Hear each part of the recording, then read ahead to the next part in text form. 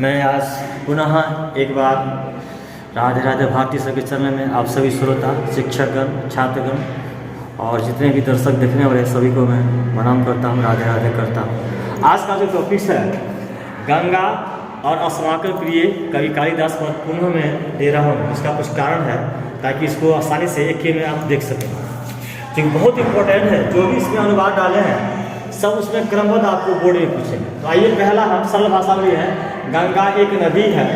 तो चर्चा करेंगे, नदी यह स्त्रीलिंग है इसलिए यहाँ पर एका लिखे हैं, और गंगा का प्रथमा विभक्ति एक वचन गंगाई होता है। इसमें अगर विसर्ग लगा देंगे तो बहुवचन हो जाए, गंगा का बहुवचन गंगा होता है। तो एक नदी है तो गंगा का गंगा ही लिखे हैं, गंगा एका नदी अस्ति गंगा एक। दूसरा है यह हिमालय पहाड़ से ही निकलती है। बोर्ड की परीक्षा में कई बार पूछ चुका है। कभी होता क्या है, बच्चे याद करके जाते हैं गंगा हिमालय पहाड़ से निकलती है, क्या गंगा हो जाएगा। लेकिन इसका हम सर्वनाम लिखे हैं, यह हिमालय पहाड़ से ही निकलती है, तो यह आया गंगा के लिए, तो ईयम लिखिए। दोनों का पश्चिमी हिमालयात पर्वतात, ए माने ही, यह जो अव्यय है, निकलती है कौन, यह, इसके लिए निसरती लिखिए। और पूछ देगा परीक्षा में आपको कि गंगा हिमालय पहाड़ से ही निकलती है, तो सिर्फ यहाँ पर गंगा को रख देंगे तो आपका ये अनुवाद कंप्लीट हो जाएगा। समझ में आ गया?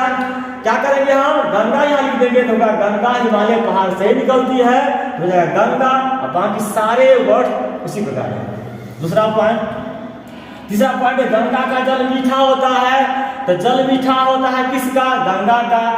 जल मीठा होता है गंगा का, तो मीठा या जल के लिए ये नपुंसक लिंग है, इसलिए यहाँ पर मधुरम लिखे हैं। गंगा का खष्टी गंगाया होता है। याद कर ले विद्यार्थी कि यहाँ लगा देंगे तो खष्टी विभक्ति एक वचन बनता है जिसमें आ लगा रहता है। जैसे गंगा गंगाया, लता लताया, सीता सीताया, जहां भी आकार रहेगा यह या विसर्ग लगाएंगे तो खष्टी विभक्ति एक वचन बनता है। इसको हम याद कर लेंगे। गंगा का जल, यह नपुंसक लिंग है या जलम हो गया। गंगाया जलम, याद कर लेंगे गंगा का जल। इसको क्या कहेंगे, यह समास हो गया, इसको विग्रह कहते हैं।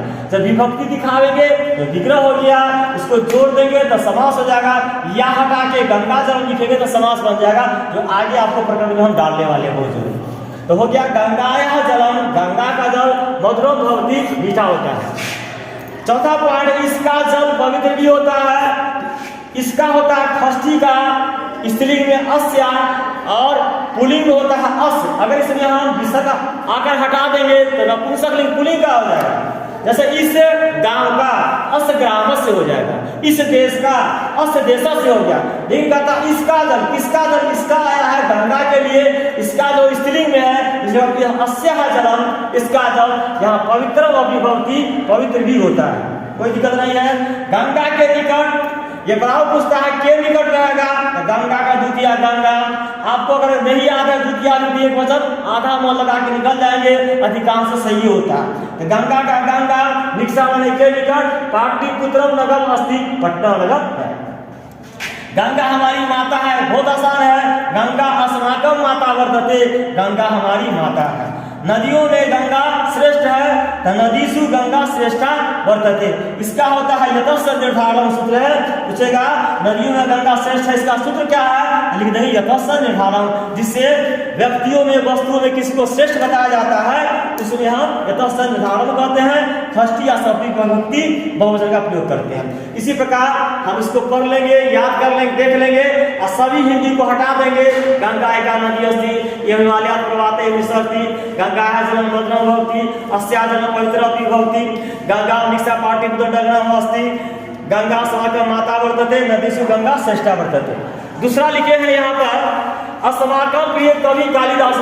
इस बार कालिदास नहीं पूछेगा तो दे देगा अस्माकं प्रिय कवि, तो बहुत अच्छी बात है। कभी कभी कालिदास ही दे देता है, इसलिए बहुत ज्यादा फोकस कर रहे हैं। तो नेक्स्ट वीडियो में आपको हम तुलसीदास और वाल्मीकि का एक में डाल देंगे, आपका मैट्रिक का सिलेबस फुल कंप्लीट हो जाएगा। इतना पढ़ लेने के बाद किसी प्रकार बना देंगे तो आपको 110% या क्वेश्चन में 7 नंबर आएगा, अनुवाद भी बनाने आएगा। कहा कि हमारा प्रिय कवि कालिदास है, अस्माकं प्रिय कवि कालिदास अस्ति। और मान लिया आगे की बात करते हैं, पूछेगा वाल्मीकि, अस्माकं प्रिय कवि वाल्मीकि अस्ति। पूछेगा तुलसीदास, अस्माकं प्रिय कवि तुलसीदास अस्ति। इसे इसको डिफाइन करने के थोड़ा सा हम लिख रहे हैं कि अगला भी आप पढ़ा सकते कौन से। तो लिखे पहला हमारा प्रिय कवि कालिदास है, अस्माकं प्रिय कवि कालिदास अस्ति। दूसरा है कालिदास पहले महान मूर्ख थे, कालिदास पूर्वे माने महान, पूर्व माने पहले में, महान मूर्ख आसित, है ना, महान मूर्ख थे। वह माता काली की कृपा से विद्वान हुए। ऐसी है उच्चट में इसकी कथा होती, कथा ये है, उच्चट गए थे इन्होंने है माता को दीपक जलाए थे, तो रात रात माता इसको सपना दिया कि जितना पढ़ोगे सब याद हो जाएगा। उच्चट की कहानी है, इसे उच्चट जो है फेमस भी है। वह माता काली की कृपा से विद्वान हुए, सह मातु कालिया कृपा विद्वान अभवत्। कालिदास माता काली के भक्त थे, कालिदास मातु कालिया भक्त आसित। देखिए माता का षष्ठी, मातु याद कर लेंगे, पूछेगा कि मातृ का षष्ठी क्या होगा, एक वजह तो मातु याद कीजिए, आपको आगे भी काम देगा।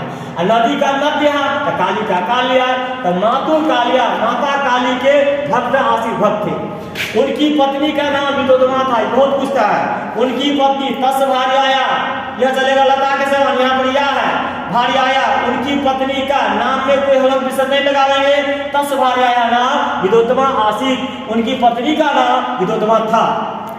मेघदूत कालिदास की रचना है, मेघदूत नपुंसकलिंग है ना, तो मेघदूतम कालिदासस्य, है ना, मेघदूत मेघदूतम नपुंसक बना दिए।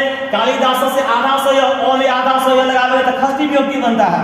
तो कालिदास से कृति माने रचना, और रचना भी लिख देंगे यहाँ पर, तो कोई गलती नहीं होगी, आपको नंबर सभी नहीं काटेंगे बोर्ड में, रचना भी डालेंगे। लेकिन कृति में क्या है, कृ प्लस, है ना, ती है, कति लगा हुआ है, कृति, यह हम मैंने प्रत्यय से जोड़ दिए हैं। लेकिन आप रचना लिख देंगे तो और अच्छी बात है। अब हम जो है प्रत्यय प्रकार में पढ़ाए हैं, कृ प्लस कति, कृति माने रचना। अब देख लेंगे प्रत्यय पढ़ाए हैं, किधर प्रत्यय में कृति, कटवा, कत्ति, कृति, कटवतु, तो कत्ति का प्रत्यय क्या होता है, ती या टी, तो कृति माने रचना। तो क्या हो गया, कृति अस्ति। मेघदूतम कालिदास से कृति अस्ति, यहाँ पर मेघदूत नपुंसक है, कालिदास की रचना है। कवियों में कालिदास श्रेष्ठ है लिख दिया है। कविसु माने कवियों में कालिदास श्रेष्ठ है, इसको लिख देते हैं। कविसु कालिदास श्रेष्ठ वर्तते, कवियों में कालिदास श्रेष्ठ है। इसका सूत्र क्या होगा, इसका भी सूत्र होगा यही, इसका व्यवहारिक है। नदियों में गंगा श्रेष्ठ है, नदीसु गंगा श्रेष्ठा वर्तते। श्रेष्ठ किसके लिए, गंगा के लिए, तो श्रेष्ठा लिखे हैं। यहाँ पर कविसु का श्रेष्ठ, तो श्रेष्ठ कौन है, कालिदास है, पुलिंग है, तो पुलिंग लिखे। पूछेगा आम में, बोले फलों में आम श्रेष्ठ है, तो फलेसु आम्रम श्रेष्ठ कब हो जाएगा। यहाँ पर कविसु कालिदास श्रेष्ठ वर्तते लिखा गया है कि श्रेष्ठ कालिदास किया है, इसको हम पुलिंग लिखे, क्या लिखे हैं, पुलिंग लिखे हैं। अब यहाँ पर सूत्र क्या होगा, इसका भी यथोचित निर्धारण होगा, इसी कारक सूत्र यथोचित निर्धारण होगा। इसे एक नंबर आपको कारक प्रकार में भी ऑब्जेक्टिव में आ जाएगा। पूछेगा कवियों में कालिदास श्रेष्ठ है, इसका कारक सूत्र क्या होगा, अब तो किया रहेगा उसमें यथोचित निर्धारण, जो आगे कारक प्रकार में हम चर्चा करेंगे विस्तार से बहुत जल्द। अब इन्हीं शब्दों के साथ मैं आप लोगों को मैं राधे राधे धन्यवाद कहता हूँ। अगले वीडियो में तुलसीदास और वाल्मीकि को मैं डाल देता हूँ, आपका सारा अनुच्छेद कंप्लीट हो जाएगा। जय श्री राधे।